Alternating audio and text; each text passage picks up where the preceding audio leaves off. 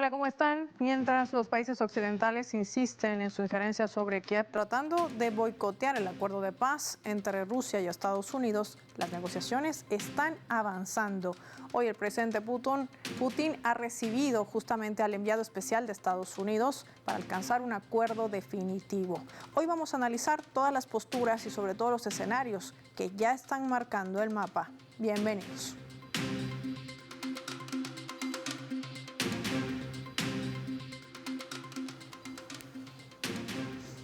Vamos a desplegar nuestro mapa y revisar algunos datos claves para entender estos movimientos de países occidentales. Tropas de Dinamarca, objetivos legítimos. Vamos a identificar en nuestro mapa mundi a Dinamarca de color rojo y a Ucrania de color amarillo.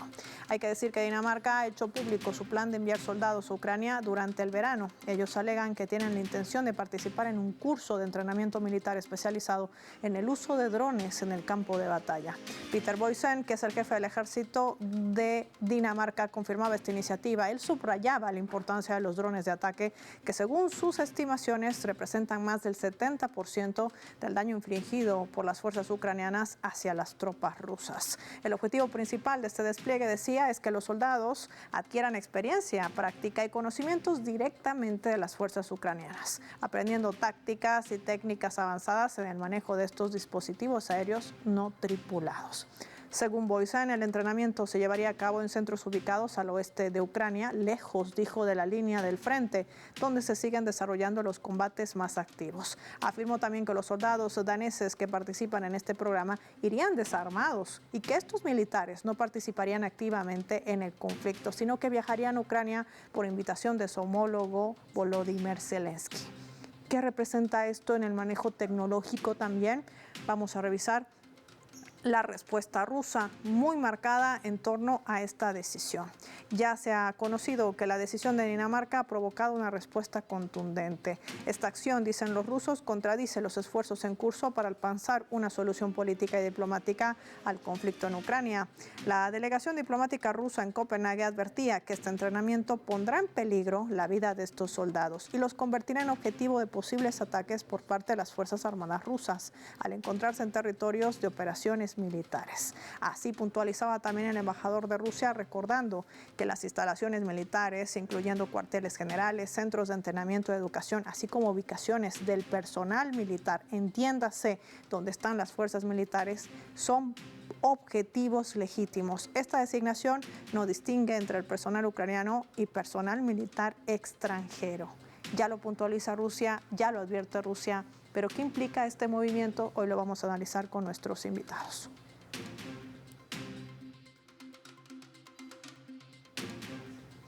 Emerlinda Malcott nos acompaña en directo, experta también en análisis internacional y geopolítico. Se conecta con el mapa desde Bélgica. Qué gusto recibirte, Emerlinda. Gracias por tu tiempo para Telesur. Muchas gracias por invitarme.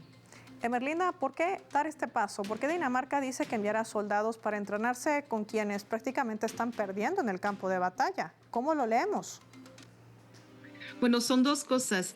Primero, hay que tener en cuenta que la visión que tienen los europeos del conflicto en Ucrania es muy erróneada y que ellos, yo creo que sinceramente piensan que Ucrania va ganando. Es absolutamente irracional, pero es que la inteligencia y las élites que están en Europa son totalmente incapaces de analizar este conflicto.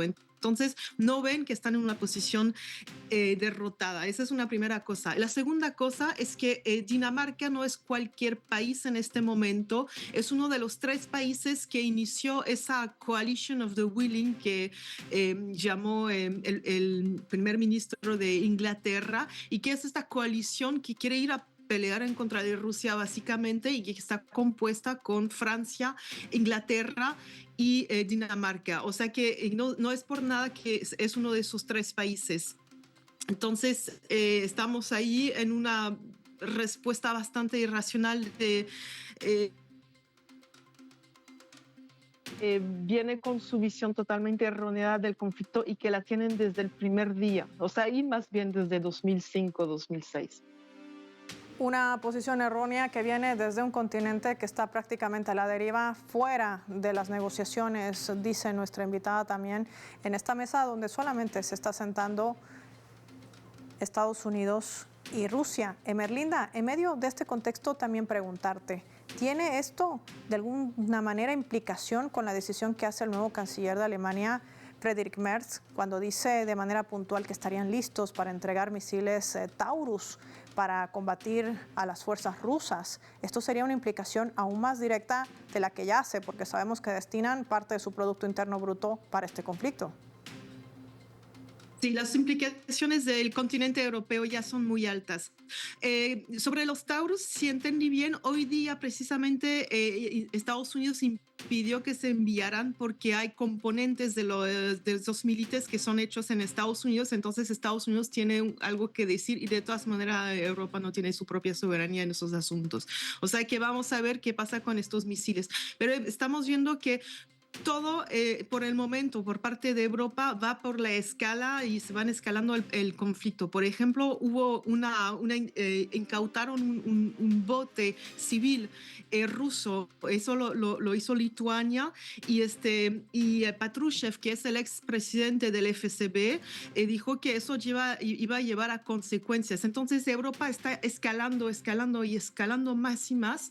También hubo este pedido totalmente irracional que hizo el representante de Ucrania frente a la ONU, que pidió que Alemania entregara el 30% de su material militar para proteger a Europa de una invasión rusa, y lo pongo entre comillas porque no hay ninguna... Eso no va a pasar, Rusia nunca va a invadir Europa, pero ese es el pretexto, y Europa entra en esto porque Europa siempre ha tenido esta postura frente a Rusia, es decir, una postura de desprecio y de no ser capaz de analizar cuál es la fuerza de Europa frente a Rusia. La fuerza de Europa frente a Rusia es una fuerza de diplomacia que podemos tener juntos, pero no vamos por esta vía. Eso se ha perdido totalmente. Plantea nuestra invitada Emerlinda Malcorda, a quien agradecemos por habernos acompañado hoy en el mapa y colocar los puntos sobre las sillas y entender también lo que se está jugando el continente europeo en torno a este conflicto, que por cierto también está en negociación, pero sin el continente europeo. Así están las cosas. Vamos a marcar nosotros una pausa. Al regreso analizamos también los otros escenarios. Hoy Putin ha recibido al enviado especial de Donald Trump para alcanzar un acuerdo definitivo, no como el que plantea Volodymyr Zelensky. ¿De qué va todo esto? Lo vemos al volver y lo hacemos revisando nuestra escala.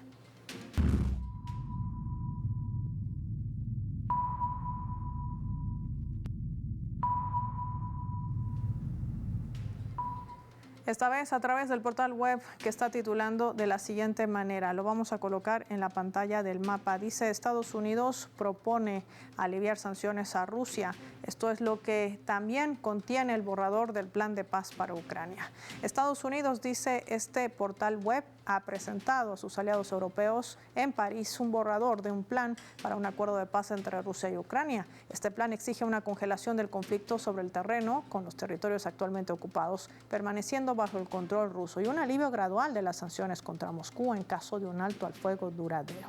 Esta propuesta compartida en una reunión en París con representantes de Francia, Alemania, Reino Unido y Ucrania descartaría también las ambiciones ucranianas de unirse a la OTAN. Según fuentes europeas citadas por esta agencia de noticias, también se refiere al secretario de Estado de los Estados Unidos, Marco Rubio, quien habría señalado que Estados Unidos podría abandonar los esfuerzos de mediación si no se logran avances reales en estos próximos días. Sin embargo, el presidente de Ucrania, Volodymyr Zelensky, sigue rechazando cualquier discusión sobre territorios que él argumenta son ucranianos, aunque sabemos que la mayoría de ellos siempre han permanecido o pertenecido a Rusia, formando parte de la Unión Soviética antes de un alto al fuego, y criticaba también al enviado de Donald Trump por haber adoptado una estrategia rusa. Nunca, decía Zelensky, consideraremos a los territorios ucranianos como rusos.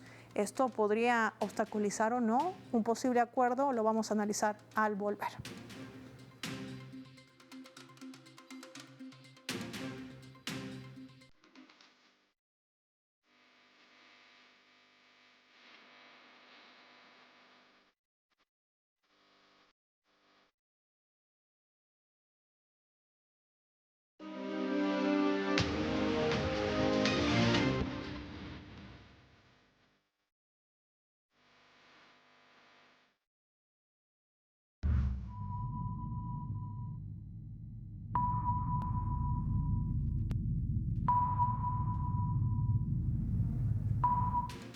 Vamos a sumar otro elemento también para el análisis a través de la fotografía. Ahí está, el presidente de Rusia, Vladimir Putin, estrechando la mano del enviado especial de Estados Unidos, Steve Witkoff, en su cuarto encuentro desde que se reanudaron las relaciones entre ambos países. A iniciativa de Donald Trump para encontrar, decía, una solución al conflicto en Ucrania.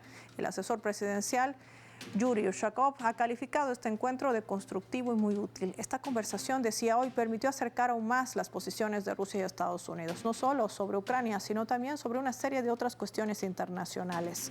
En cuanto al conflicto ucraniano, la discusión se ha centrado en particular en la posibilidad de reanudar las negociaciones directas entre los representantes de la Federación Rusa y Ucrania. Agregó además que el simbolismo de la reunión, ya que tuvo lugar en el día 80 aniversario del histórico encuentro entre las tropas soviéticas y las unidades estadounidenses a orilla del río Elba, a unos 100 kilómetros de Berlín.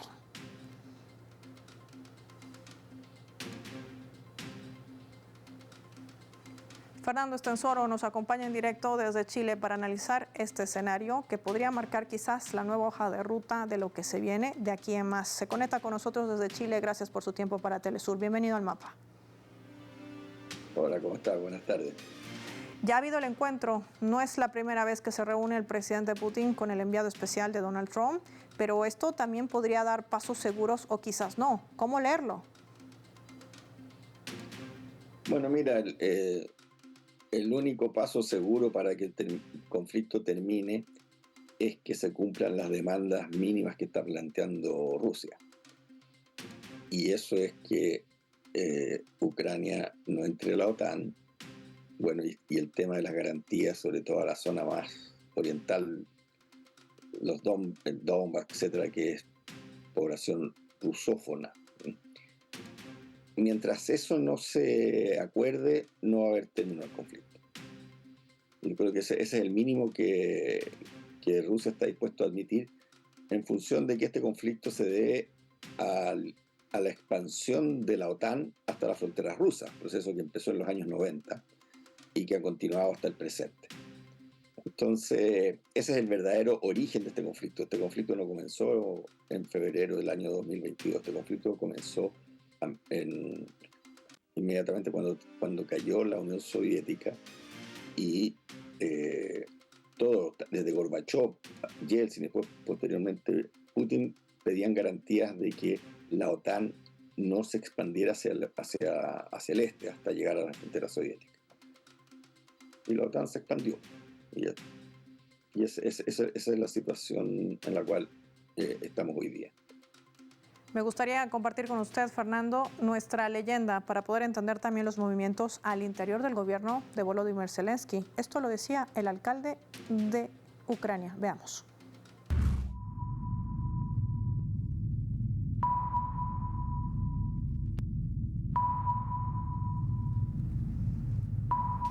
Vitaly Klitschko es el alcalde de Kiev y esto es lo que sentenciaba cuando le consultaron qué opina acerca de este programa, esta propuesta de paz que ha presentado Estados Unidos en París a los miembros de Europa y también a Ucrania. Una mesa de negociación donde se sienta a Estados Unidos y Rusia. Él sentenciaba esto: Ucrania podría verse obligada, escúchese bien, a ceder territorio como parte de un acuerdo de paz con Rusia. Uno de los escenarios es ceder territorio, decía el alcalde de Kiev. No es justo, pero la paz, una paz temporal, quizás pueda ser una solución temporal, decía durante sus declaraciones. Fernando, ¿qué revela el hecho de que el alcalde de Kiev vaya en contraposición, si vale el término, de lo que ha establecido el propio presidente Volodymyr Zelensky?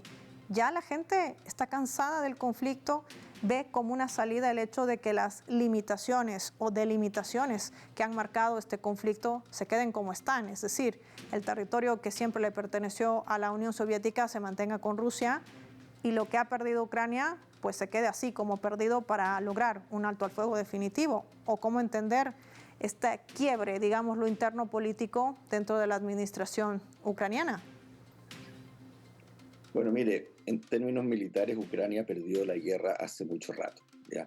Ucrania solamente logra mantener su esfuerzo de guerra por el apoyo que le da a Occidente, que le da a la OTAN, los países, ¿no es cierto? Aquí y en el fondo aquí lamentablemente Ucrania ha sido usada, ¿no es cierto? Evidentemente, como todo país, tiene sus diferencias políticas, etcétera, pero a Ucrania la empujaron a esto, la usaron para tratar de cercar y derrotar y dividir a la Unión Soviética, que es una aspiración que tienen las potencias europeas desde antes de la Revolución Rusa, desde las peleas que venían entre el Imperio Británico y el Imperio de los zares. Entonces, eh, hay la idea, ¿no es cierto?, de negociar con los rusos. Hay muchos actores ucranianos que están hace tiempo en esa idea. Ellos saben que no tienen ninguna posibilidad militar, ¿ya? Y saben que este conflicto, la OTAN pone las armas y Ucrania pone los muertos. Lamentablemente esto es así, en una causa que no tiene ningún futuro. Entonces lo más razonable es que Ucrania negocie. Y eso se lo están señalando. Cada vez se alzan más las voces ucranianas que piden negociar. Pero evidentemente Zelensky todavía está cumpliendo los intereses, en este caso, de los actores de la OTAN, eh, Francia, Alemania, Gran Bretaña, que no hayan cómo salir de este atolladero, ¿ya? Porque ellos crearon este conflicto, ellos empujaron a Ucrania este conflicto, ¿ya? Y ahora tienen un problema político los propios líderes de esos países, ¿no es cierto?, que cómo justifican todo este esfuerzo enorme que han hecho, que ha costado miles de vidas, ¿ya?, que ha sido un desangre permanente de Ucrania, y no llegan a ningún resultado. Entonces hay una presión, ¿ya?, de esos sectores por no negociar, no negociar, no negociar. Pero ya muchos ucranianos están, como usted dice, están cansados, quieren negociar, quieren paz, ¿ya? Esta guerra jamás debió haber existido, ¿ya? Y esta guerra, como le insisto, se explica a raíz de las intenciones de la OTAN de expandirse hasta y cercar a Rusia, ¿ya?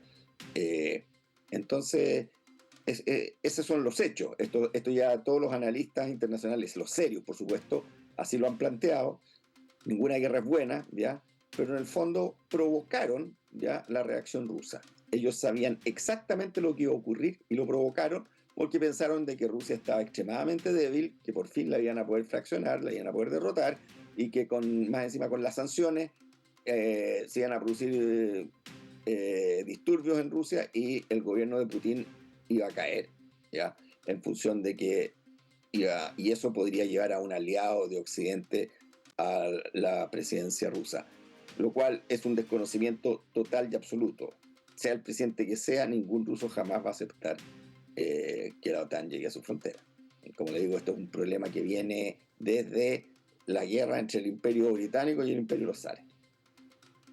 Y en medio de todos estos escenarios y movimientos, Fernando, ¿cree usted que un acuerdo de paz sea factible o, como dice Trump, que recientemente le cuestionaban los medios de comunicación sobre este encuentro entre su enviado especial, el presidente Putin, entre la decisión de un Volodymyr Zelensky de no aceptar las condiciones de un acuerdo de paz y una Unión Europea que está decidida a seguir boicoteando justamente este acuerdo?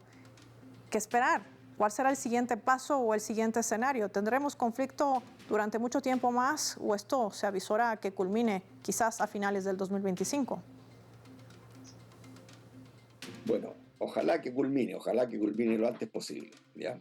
Todo el mundo quisiera eso. El problema es que, como le digo, aquí hay intereses que van más allá de lo que pueden decidir los ucranianos. ¿Sí?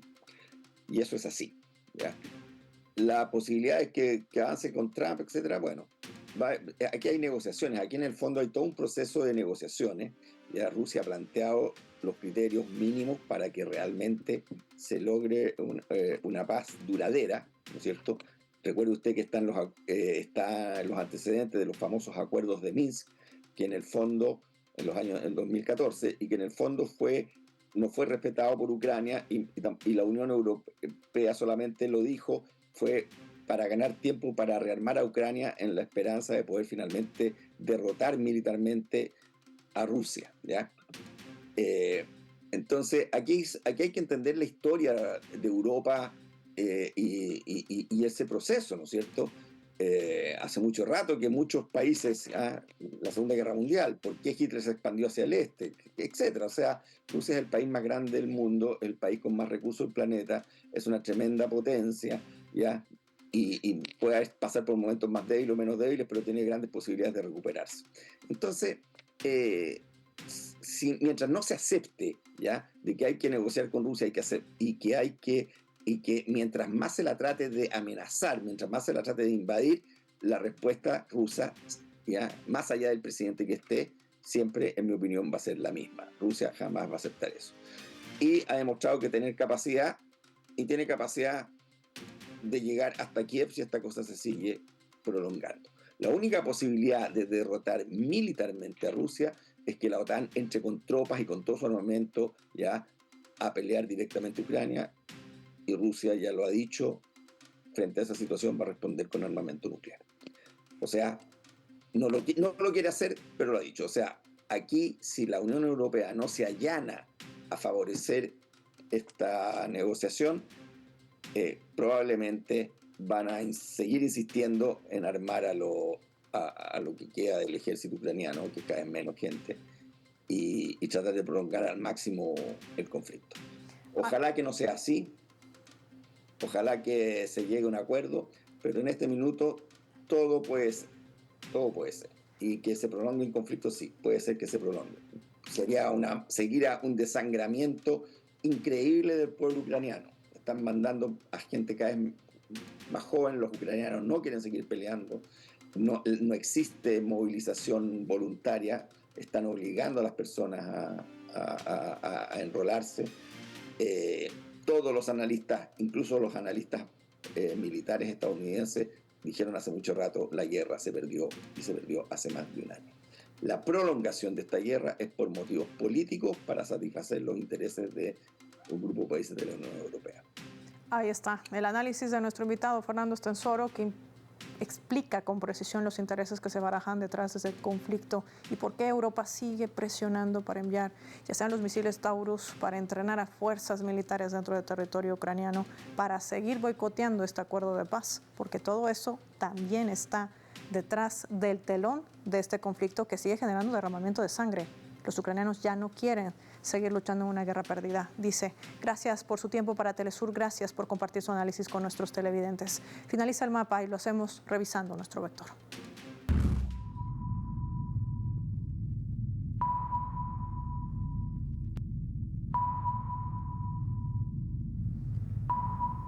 Nuestro radar en el mapa hoy nos refleja las 3 claves sobre este tema. 1. Injerencia. ¿Alemania estará tratando de jugar al salvador de Ucrania? No es así. Alemania está tratando de deshacerse de los misiles Taurus. El tema no es que se los dé Ucrania. El tema es que solo los alemanes podrán operarlos, lo que sería una injerencia más directa, presionando para que la OTAN pueda ingresar a combatir directamente contra Rusia. 2. El retroceso. Europa estaría prácticamente condicionada a levantar las sanciones contra Rusia, aunque esto le incomode al propio Zelensky. Trump ya ha señalado que esto no puede ser una clave para lograr la paz, garantizar el encuentro de una solución pacífica para evitar el derramamiento de sangre. Los ucranianos no están dispuestos a seguir combatiendo en una guerra ya perdida. 3. Reunión. Putin se ha reunido con el representante de Trump para lograr la paz al este de Ucrania. Este paso podría marcar la hoja de ruta de un acuerdo más seguro y evidencia de quién está más interesado para alcanzarla, que es Rusia y no Ucrania, quien sigue marcando contradicciones. Una jugada que al final le puede salir muy mal. Soy Paula Pérez y nos vemos en una próxima edición del Mapa.